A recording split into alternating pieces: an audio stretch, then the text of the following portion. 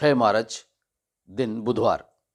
विश्लेषण कार्यक्रम में मुद्दा है पेपर लीक का मामला, हद हो गई नकल की।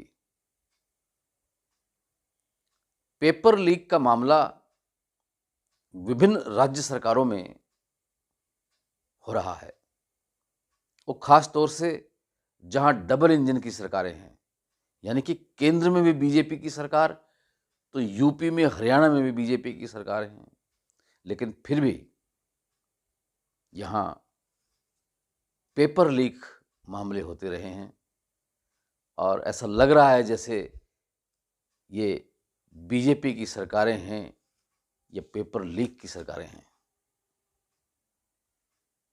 अभी हाल ही में हरियाणा का अगर हम जिक्र करें तो हरियाणा के नूह जिले के ताउडू शहर के चंद्रकला स्कूल में 10वीं कक्षा की बोर्ड की परीक्षा 5 मार्च को हो रही थी। परीक्षा केंद्र इस स्कूल में बनाया गया था। जैसे ही परीक्षा शुरू हुई उसके कुछ देर बाद ही यह सूचना मिलने लगी कि पेपर लीक हो गया है और उसके बाद चंद्रावती स्कूल की बिल्डिंग पर उनके जो परीक्षा दे रहे थे जो अभिभावक आ गए और वो खिड़कियों पे चढ़ने लगे, दीवारों पे चढ़ने लगे, छतों पे चढ़ने लगे और किसी न किसी तरह से वो पर्चियां पहुंचाने लगे ताकि उनके बच्चे जो परीक्षा दे रहे थे वहां तक वो पहुंचा सकें और वो परीक्षा पास कर सकें।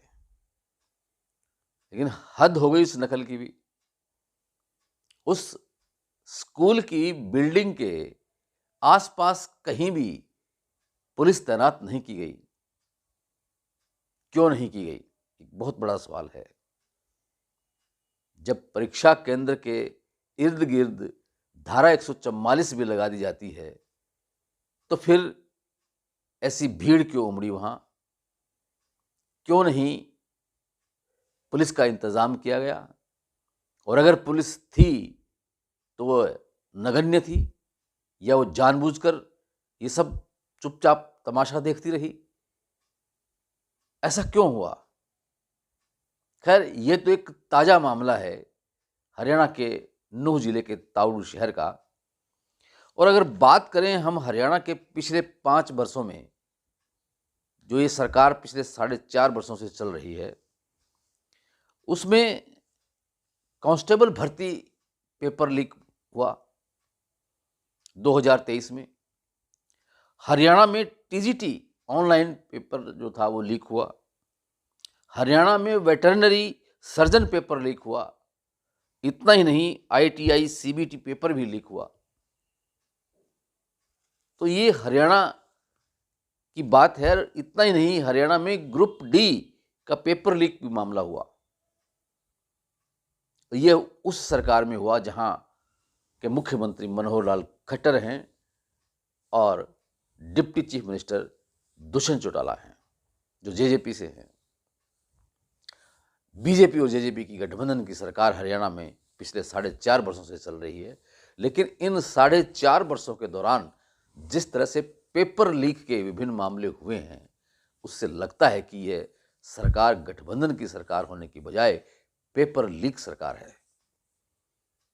हालांकि इन मामलों में जो आरोपी हैं उनकी धरपकड़ भी की गई है, लेकिन सबसे बड़ा सवाल यह उठता है कि ऐसा होता क्यों है? क्यों नहीं पुख्ता इंतजाम किए जाते ताकि पेपर लीक हो ही न सके? लेकिन जब इन मामलों के जो आरोपी, उनको अगर सत्ता पक्ष की तरफ से अगर उनको कोई संरक्षण मिलता हो तो फिर पेपर लीक तो होंगे ही होंगे। और इन पेपर लीक होने की अब एक और ताजा उदाहरण यूपी में हम देखते हैं, जहां मुख्यमंत्री आदित्यनाथ योगी हैं और वो बीजेपी की सरकार है, उसमें भी पुलिस भर्ती पेपर लीक मामला हुआ है। एसटीएफ ने 6 आरोपियों को गिरफ्तार भी कर लिया है। इतना ही नहीं, अब राजस्थान में अब बीजेपी की सरकार है, लेकिन जिस पेपर लीक के मामले का हम जिक्र कर रहे हैं, वह कांग्रेस सरकार के दौरान, गहलोत सरकार के दौरान हुआ था 2021 में। उसमें दरोगा भर्ती यानी कि सब इंस्पेक्टर भर्ती मामले में, पुलिस की भर्ती मामले में पेपर लीक हुआ था। और हैरत की बात यह है कि उसका खुलासा अब हुआ है और उस पेपर को देने के बाद ट्रेनिंग ले रहे 50 आरोपियों को नाम दर्ज किया गया है और उनमें से 16 को ट्रेनिंग लेते वक्त गिरफ्तार किया गया है। ये तो अच्छा हुआ कि राजस्थान के मुख्यमंत्री भंवरलाल शर्मा ने एक अच्छा कदम उठाया है कि इस मामले का भंडाफोड़ किया है।